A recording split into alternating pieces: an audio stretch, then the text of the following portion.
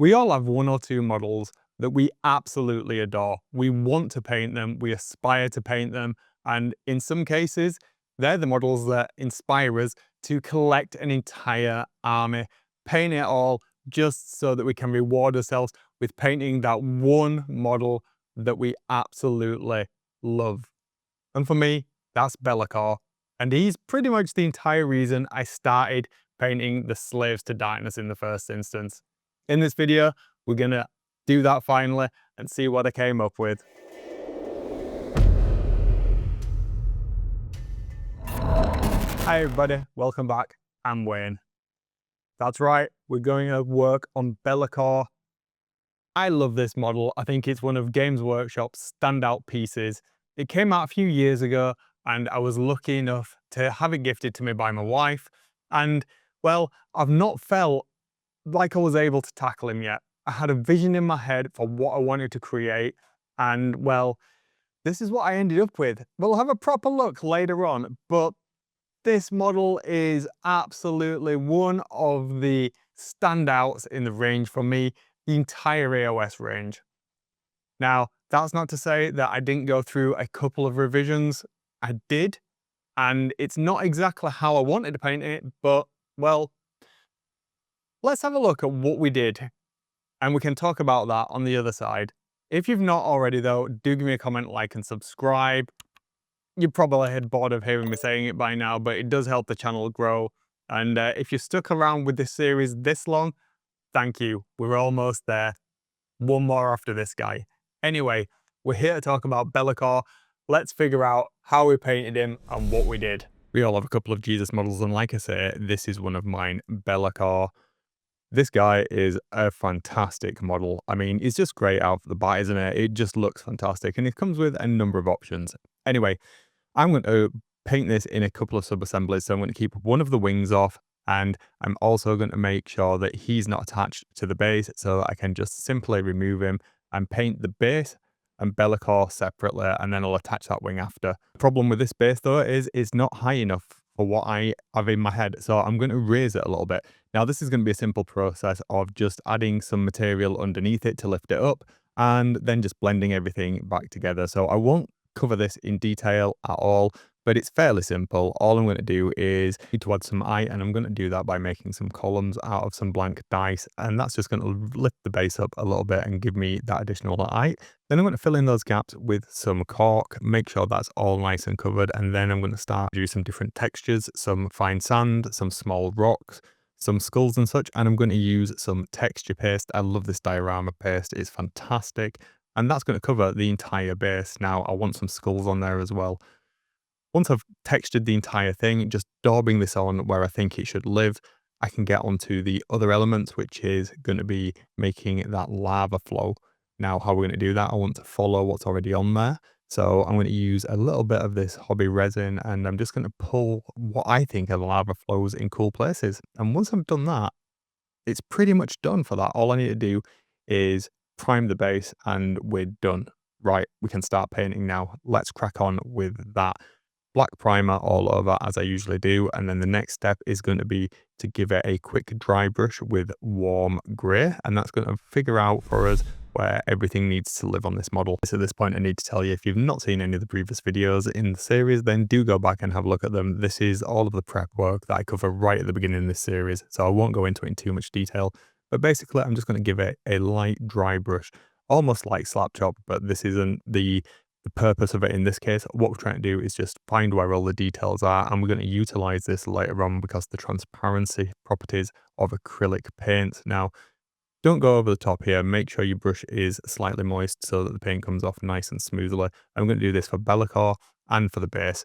Now, for the base, it's a little bit different because the majority of this is going to be grey and brown.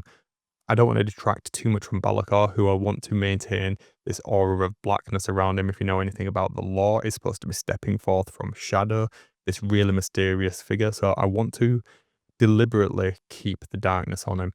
Whereas on here, I want it to be rock sharp edges. I want that to be contrasty. And we've achieved that. We'll just introduce some more colour, and we've got that glowing base element that we're going to do next. Bel'akor, as you can see, starting to look okay. We can see where all the details are. We know what we're going to be working with. Right, let's crack on with the actual proper painting now then. Before we do, we've got to lay the foundations for the colours we're going to layer on top. So I'm going to come in with the airbrush and a little bit of white ink and just start to pick out some of the things that I want to have a bony colour. And I'm going to, at this point, take the opportunity as well to work on some of the lava glowy effects that we're going to have on the base. As you've seen in previous videos, if you've not, do go back and have a look at those in playlist. I like to start preparing what it is I'm going to paint early on. Knowing where the lights and the shadows are going to be really help set things up. So coming in with multiple layers through the airbrush of this white ink is going to make that pink color really, really pop against the dark color. Now, why am I doing this before I paint the rest of the base? Well, it just helps me figure out where things are going to be.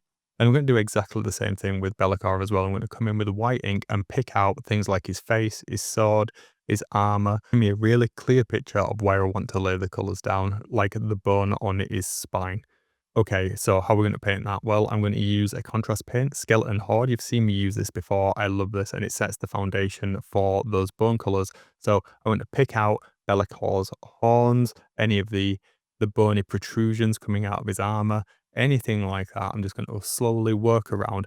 The underpainting we've done with the white to the black is going to give us that natural gradation in color tone, and it's pretty much going to look okay right off the bat without doing too much additional work, to be honest. Looking at the horns and things like that, work in thin coats. Let the coat entirely dry before you come back in and put another one on. Otherwise, you're going to start ripping the paint and creating texture that you might not necessarily want. Now, I know that can be frustrating, but trust the process. Work slowly. By the time you've painted everything once, when you come back, it'll be much darker. Right, I'm going to get these back spine things done now. And once that's done, that's going to give us pretty much a good look at how he's going to look when he's finished.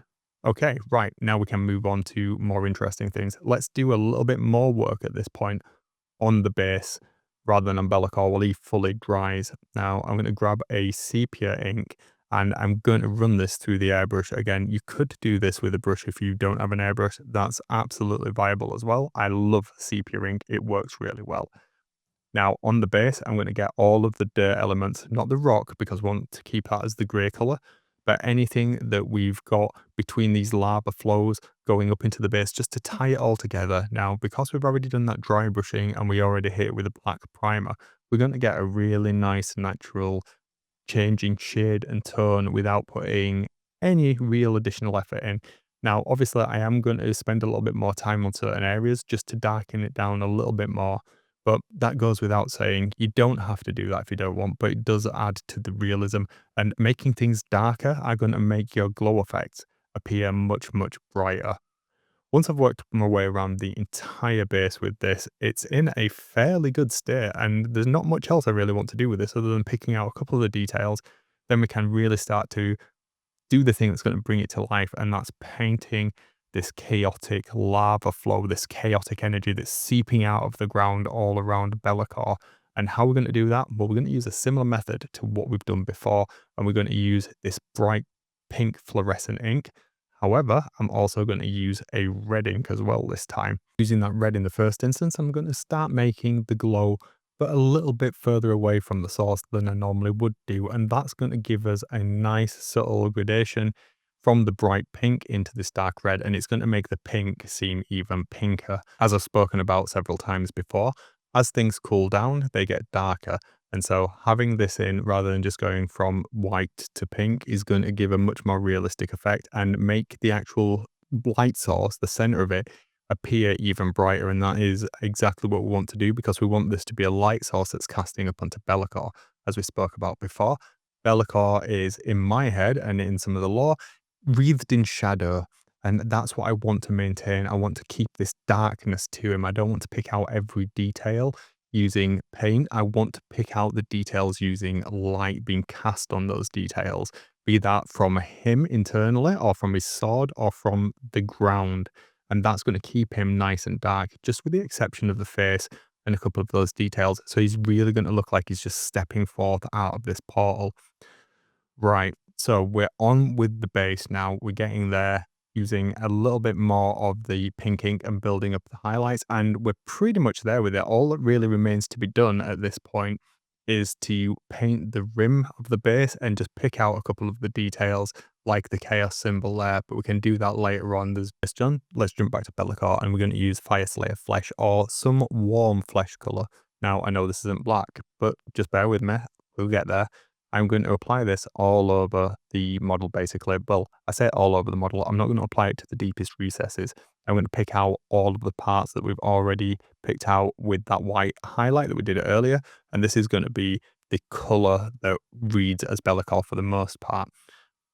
Paying attention to the wings, the body, the muscles, like I say, not going too deep into the shadows. Acting as a tin, and it's going to give us the foundation of building up the brighter flesh colors that we want while keeping that black in the shadow, but bringing interest to the face. Okay, blue.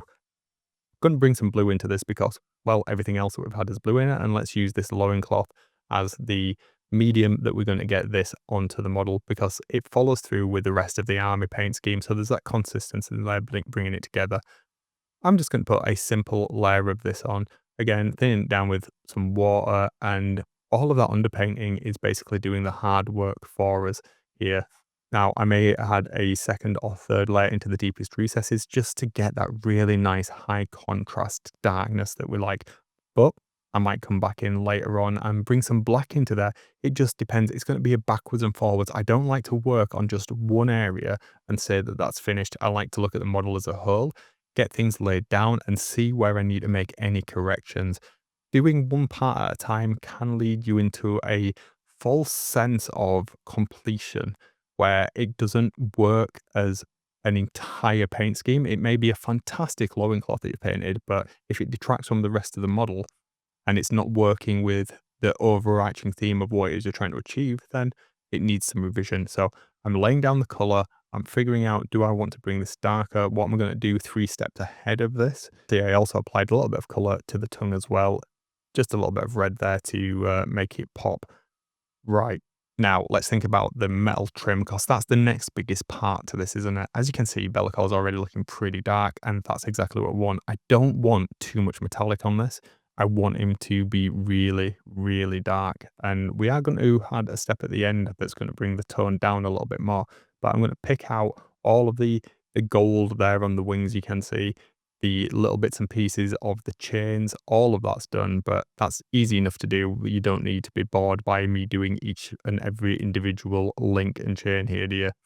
This sword, I don't want to read as the same color as the same chaotic energy. I want it to be a little bit different, so I'm going to have to think about that. I'm thinking purple for it.